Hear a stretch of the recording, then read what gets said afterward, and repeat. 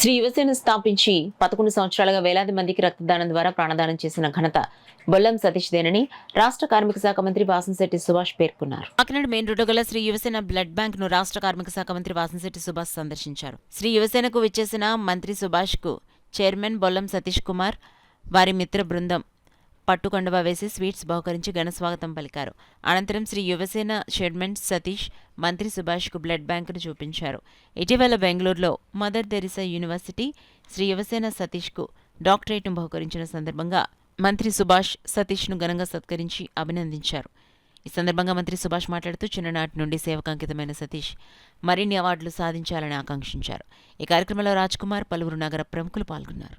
గత 11 సంవత్సరాలుగా బొల్లం సతీష్ అతని స్నేహితులు శ్రేయభిలాషులతో ఓ సంస్థ లేకపోతే వ్యవస్థ నడుపుతూ ఎన్నో ప్రాణాలని కాపాడుతూ అదేవిధంగా సుమారు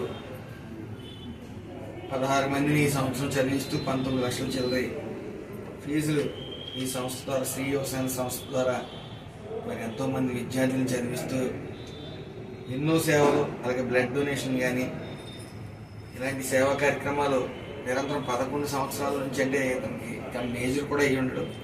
మేజర్ అవ్వని ముందు నుంచి కూడా ఈ ఒక వ్యవస్థను స్థాపించి చాలామంది డోనర్స్తో ఈ దైవ కార్యక్రమాలు చేస్తున్నట్టు భావించారు. మరి అలాంటి సేవను గుర్తించి హార్వర్డ్ యూనివర్సిటీ వారు అలాగే మదర్ తెరిసా యూనివర్సిటీ వారు సంయుక్తంగా బొల్లం సతీష్కి డాక్టరేట్ అందజేయడం మరి హర్షించదగ్గ విషయం.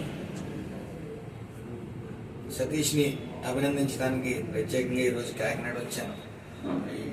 కంగ్రాట్స్. మరి ఇలాంటి సేవా సంస్థలు సతీష్ అని శ్రీ యువసేనని ఇన్స్పిరేషన్గా తీసుకుని మరిన్ని సేవా సంస్థలు ముందుకు రావాలి, పేదరిక చావుని అడ్డుకోవాలి అని చెప్పి మనస్ఫూర్తిగా కోరుకుంటాను.